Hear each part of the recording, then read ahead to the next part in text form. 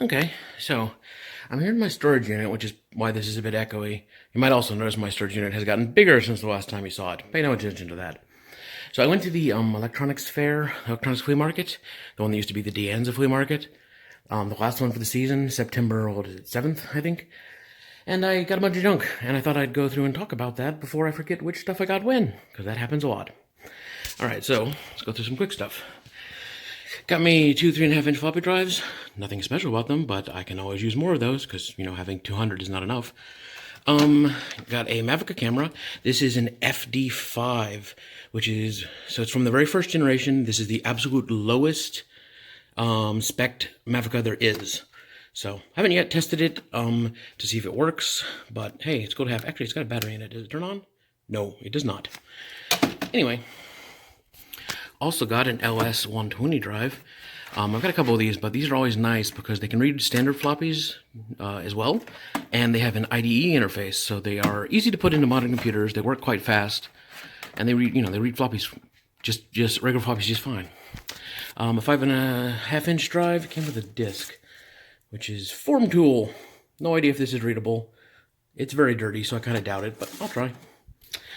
Over here, I got some boxed software. Most of it for Mac. This is a Super Paint featuring laser bits. It's for the Mac. I'm gonna see if it's archived and archive it is not. This is, oh, wrong side, hang on. Sorry, I'm do this one-handed because I'm holding the camera. Pixel Paint with Super Mac technology. This is interesting. It's not just software. This is the Mac Recorder Sound System Pro. It's some kind of like a microphone system to plug into a Macintosh, so you can record sound on your Mac. So this must be very early on if you needed special hardware to do this, because Macs have had sound hardware for quite a long time. Two books here. The first one is PC Tools Deluxe 2nd edition, and DOS Made Easy. Sorry, yeah. I need to get a camera that I can strap to my face or something and have both hands free. Oh, speaking of software, I got this up here. Ready! Launch Tour 2005. Special Launch Edition. SQL Server 2005, Visual Studio, and BizTalk Server. So let me open this up. Yeah. Come on. Here we go. Yeah. It's not actually vinyl. It looks like it. It's actually just like a CD/DVD put in the middle. And they kind of cut it so that it looks like it's a weird shaped disc. It's not. It's just colored that way. It's a regular size disc. But yeah, I probably shouldn't be showing product keys. Whatever. Have some free product keys, someone. Alright, what else we got here? So this box here is assorted software. Basically some floppies, a bunch of cool shareware compilations. Basically I got these for almost free because I told them I was going to put them on Internet Archive, which, I am. Oh yeah, hang. Something that's not software. A 3.5-inch USB floppy drive. I got this one mainly because, well, first of all, it was $1. Secondly, it's got a huge controller board here for it. Usually these either have an integrated controller board or a tiny little chip, so I want to pull this one open and see what the heck's going on there. But yeah, I got a bunch of CDs and such, most of which just need to be archived. A lot of, DOS games only exist in that form. Speaking of which, I got a bunch of floppies from the same person. Most of these are things that aren't really suitable for being archived in the general sense, but they definitely need to be archived. So like Microsoft Office, I think that's more Microsoft Office. No, this is Microsoft Windows 286. There's one in here that was like it was a beta of some sort. Oh, hey, look. This one's OS 2. Yeah, I don't know. I think the one in here is a beta, but I'm not going to try to pull it out one-handed. Oh, is this the beta? Yeah, here we go. Microsoft Windows 3.1 Final Beta Release Build 61 from 12/20/91. Microsoft Confidential. You didn't get this from me. This is Windows 386. Yeah. And then it came with another copy, Windows 386 on 5.25-inch drive. Or disk. I don't know what things are. Don't listen to me. Alright, so what else? Down here, we've got this motherboard and a bunch of chips on it. Let's skip the chips for now. So this is a music synthesizer for the TRS-80. I think this is for a TRS-80 Model 3. So yeah, I'm not 100% sure this is complete, but it was like a couple dollars. So I'm like, that's too cool not to get. And I bet you there's somebody who's really into TRS-80s who would love to have that. So definitely getting that. Definitely getting that. Like, I didn't already get it. It was yesterday. Of course I got it. Let's move these chips out of the way for a second. All right, so this board I grabbed because it's kind of interesting. So, it's got 2 ISA slots, PCI slots and AGP, but it's like, what is this? MPGA 478B? That's surprisingly new for having ISA slots. It's also one of the ones that has like the built-in, like postcode stuff. So this must be some kind of server board. So, interesting. It wasn't expensive, so I got it.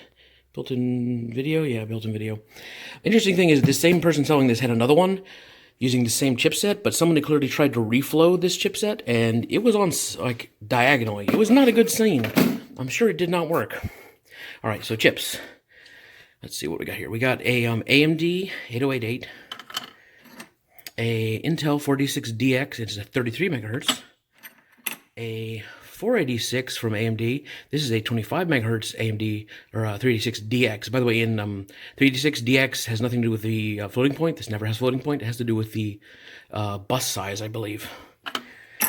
Okay, then I got a Win chip. This is a very interesting chip. However, I don't remember the details of how exactly it's interesting. That looks kind of scary right there. Is that an LED? Is this thing supposed to have an LED on it? Huh. Anyway. Sorry about the focusing. Okay, and then an Intel 386, a 33 megahertz. It's pretty fast for a 386. My first computer was a 486, and it was slower than this thing. Also, I got these from someone who was kind of planning to recycle them for gold, so they're kind of in terrible condition, but none of them look broken, so it's possible they'll still be functional. That's also why I'm not worrying about taking good care of them. And this is a Cyrix of some sort. Unfortunately, it's been kind of burnt off, so I'm not really sure what kind exactly of Cyrix it is. I can't talk, so I'll have to figure that out. Again, bent pins. It's a bit of a mess. All right, so more stuff. This is a thing. It's some kind of so it's like it's a dual tone generator, which makes me think phone stuff, but it's got things like begin, end, rewind, ID. I mean, this has got to be a phone, some kind of, yeah, I don't know. I think I paid 50 cents for this, so it was like, this is too cool not to get. Speaking of too cool not to get, this thing, I don't know what it is. The person I bought it from doesn't know what it is. TechScan MSI CompuVid. Speaker on the back, takes batteries. It's got a 1/4 inch cable. I don't know. I just don't know. All right, I got this. This is a CD-ROM, or a CD player.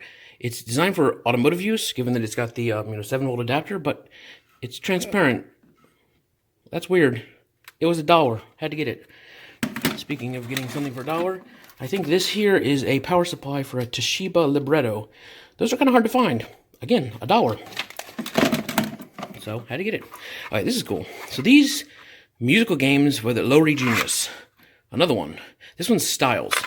I was like, what game system is this for? I mean, it's like, kind of looks like an Atari, but it's just a bit off. So I asked the guy, like, hey, you know what game system is for? And he's like, it's for an organ.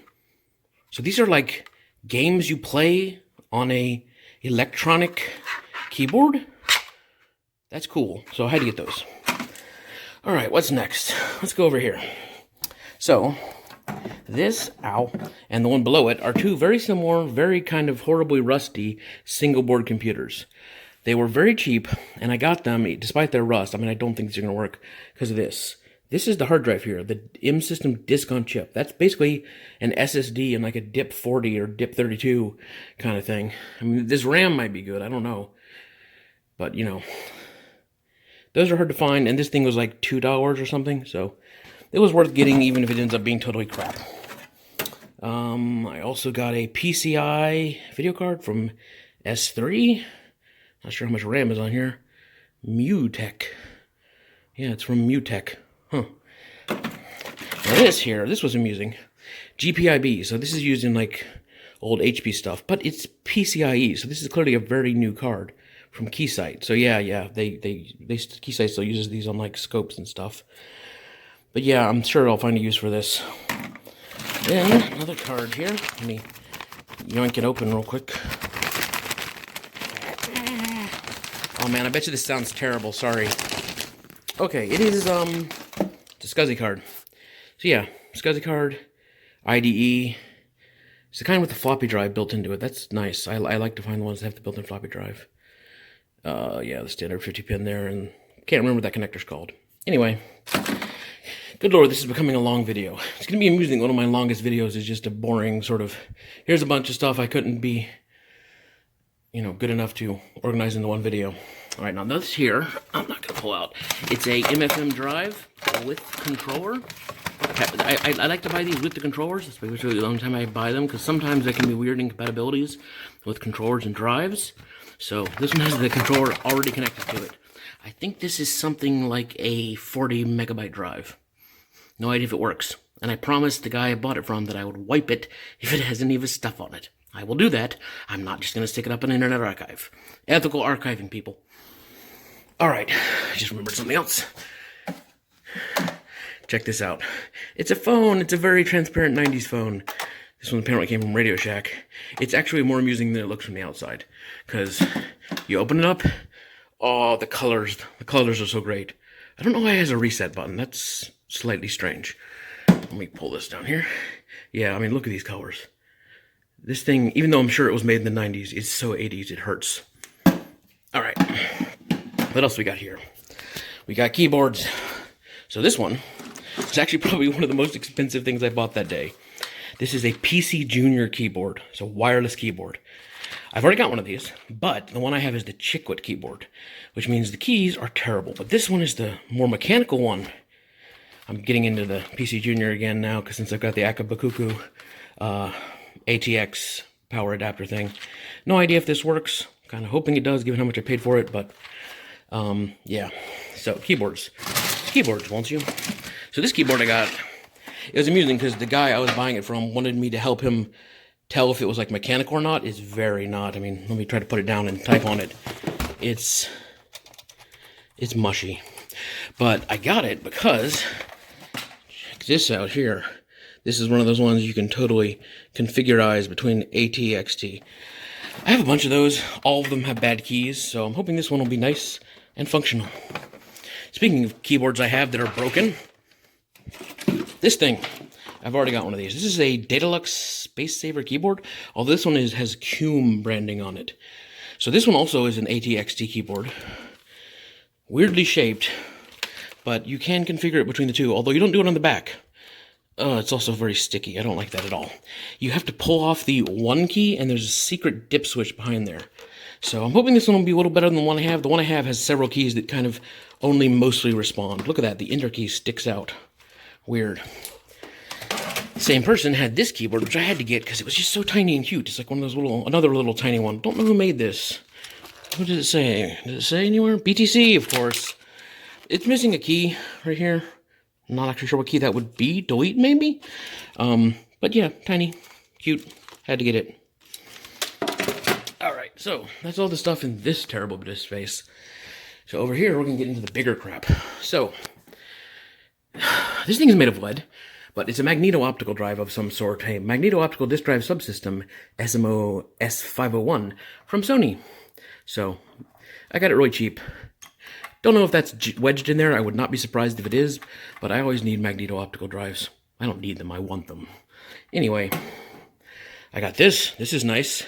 This is a video floppy subsystem, from Hitachi. This takes video floppies.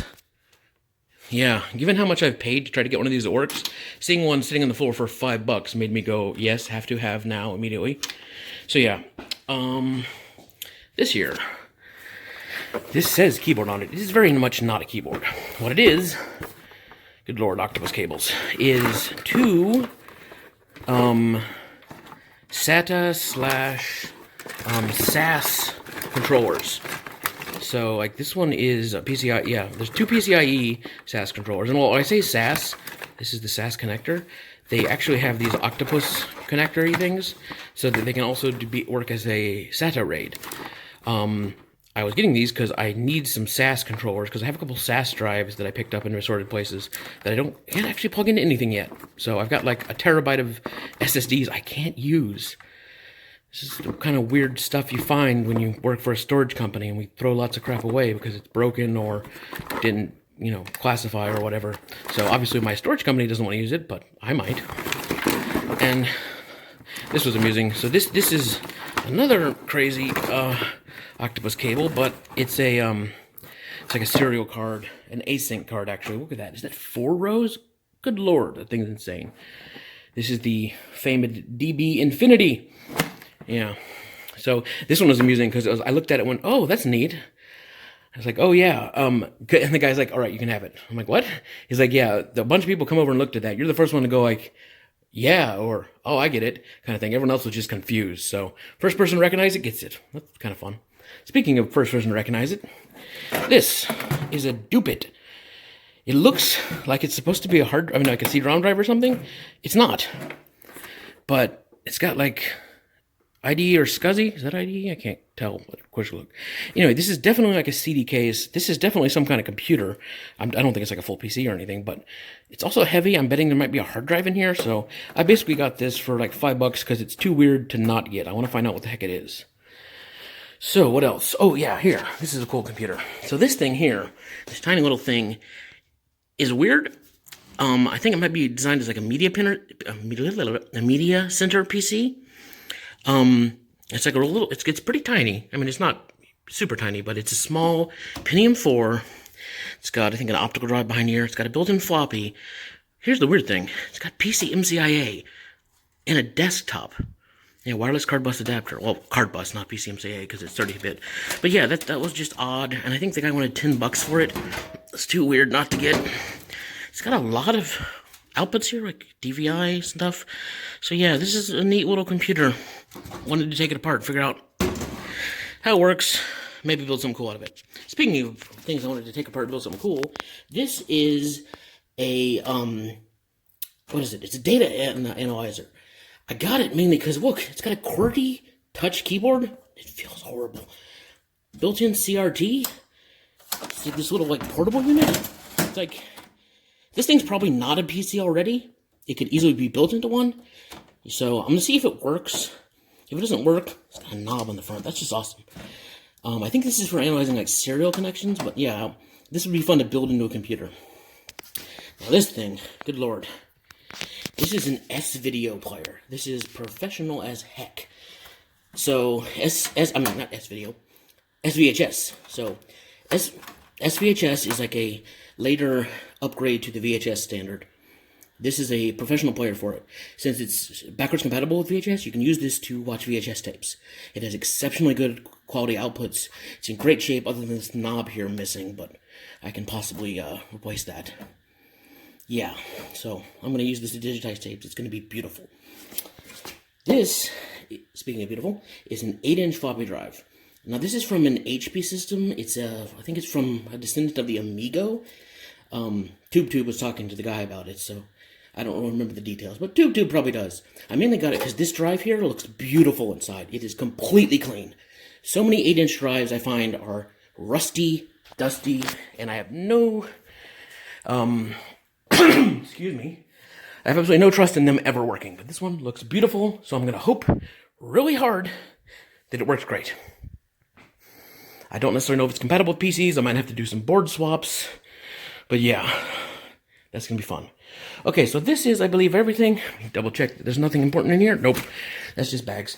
This is nearly everything I got at the thing here. Spent quite a lot of money, but there's one last thing, and that's a couple laser discs. So I'm going to have to do an edit here, which is my favorite thing in the world, as you can tell from my wonderful video making styles. Oh, yeah. This bag here just has, oh yeah, I need to show this actually. Come on. This is some stuff that goes with the 8-inch drive, but there's some other more stuff in here that's kind of cool. So the guy also had a box of buttons, and these are not just any buttons. These are cool buttons. Let me put them over here where I can actually possibly see them. I'm just going to double them out. Sorry for the noise. All right, so buttons. These are all buttons from like old not mainframe, maybe mini computers. But I mean, look at this. They're all like big clicky buttons. This plastic is partially transparent. There's a little tiny lamp that goes in there. So yeah, I got a bunch of these. Like, yeah, here, someone you can see with the lamp because it's missing pieces. I got a bunch that were kind of broken because I'm hoping I can combine some and make them less broken. Yeah, there's just a ton of these. They're all so cool and so tactile. I've got to find something to build with these. Yeah.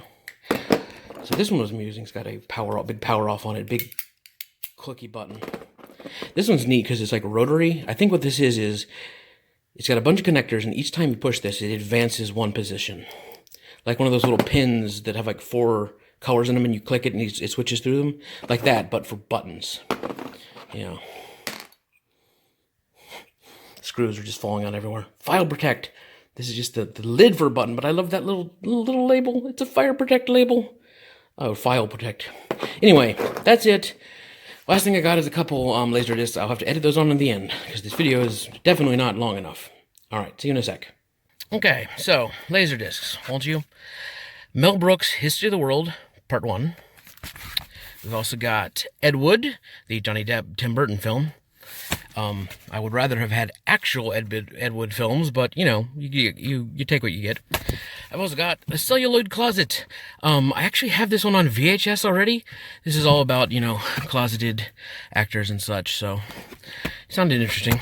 All right, now, Star Trek The Next Generation episodes The Bonding and Booby Trap. Booby Trap's an okay episode. The Bonding is an episode, but hey, Star Trek episode 53 and 54. I love these, like, continued discounts. They were really trying to sell this stuff. Hey, $9 for 2 episodes of Trek? That sounds expensive, but that's actually pretty good for a Laserdisc. All right, so stop blinking. I can see you over there blinking, phone. All right, or car phone thing, whatever. Universal, the Universal story. This is apparently just like a bunch of clips about movies Universal has made over the years. I love like sample discs, so I grabbed this one. Now here's some Star Trek, the original and uncut television system. Was there ever a cut version? So Assignment Earth is an episode I've never actually seen. It was a backdoor pilot for another show that never got picked up. Spock's Brain. That is a legendarily terrible episode, but yeah, gotta have that. Back to Next Generation. The Naked Noun Code of Honor. 2 incredibly terrible episodes. I can't tell if this... Oh, did they get this from Blockbuster? Blockbuster sold Laserdisc? Man, in 95? Star Trek II, The Wrath of Khan. I now own 3 copies of this. See, here's my explanation. Owning 2 copies of Wrath of Khan is stupid. If you already own 2 copies, owning a 3rd is funny. Actually, one of my roommates works for Cryptic, who makes the Star Trek Online game.